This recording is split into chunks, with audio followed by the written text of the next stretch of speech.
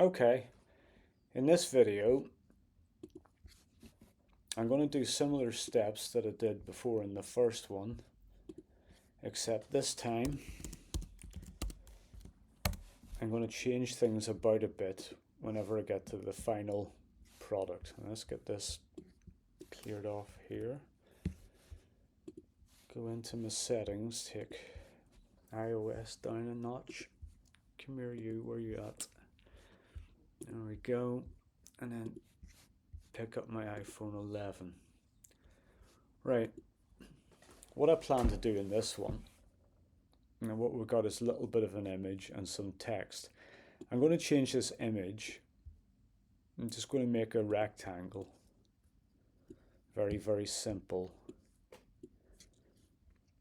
Except I'm also going to change this V stack into what's called a Z stack or a Z stack. And what that will do is you will be able to see the text superimposed over whatever's above it in the text. So I'm just going to hit stop there. I'm going to take all this stuff out and do Z stack. Now there's a couple of options up here with alignment, but the default one, center, will do for now. So I'm just going to quickly make a rectangle. The way you create the dimensions of the rectangle, or specify them rather, is to use the term frame. What you do is you hit full stop and the options come up afterwards. It'll become clear to you more later on. So I'm just going to pop in width here, make this 120. Height, I'm going to make this 40. Now that's the rectangle shape itself. I have to choose a color. Now you have a bunch of options with color. You just type in FORE and the IntelliSense will bring up foreground color. I don't really like the main colors, so I'm just going to delete that. I'm going to specify my own color up here in another variable. Okay, so I'm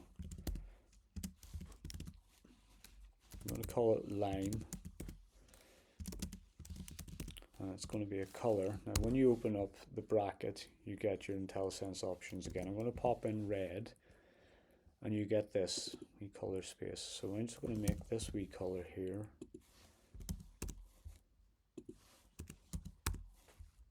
Okay, now I'm going to make another one line below called lime dark. Going to change this here, foreground color, select that again, and this time I'm popping in lime. Now I'm going to pop in some more text. I'll use the same text as the first one. It should be able to fit, although I don't know for sure. I'm going to change that to a much darker version of it. And then blue. Select foreground color for the text as well.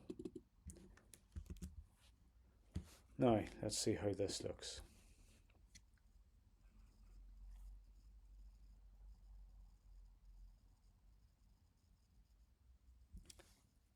Yeah, pretty hideous, yeah.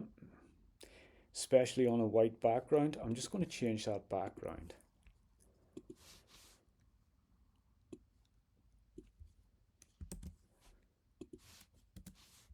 I'm not going to do the whole background. I'm just going to specify a rectangle without a size, and I'm going to use that dark color.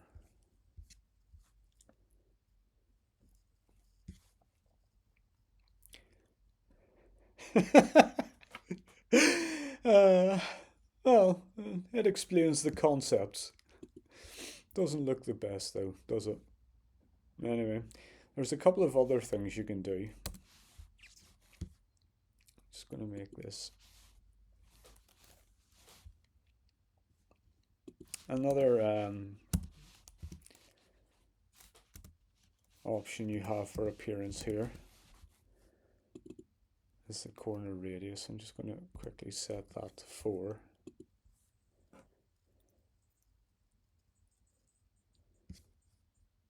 And I'm going to drop that down to 0.4, making it slightly less painful on the eyes. There we go.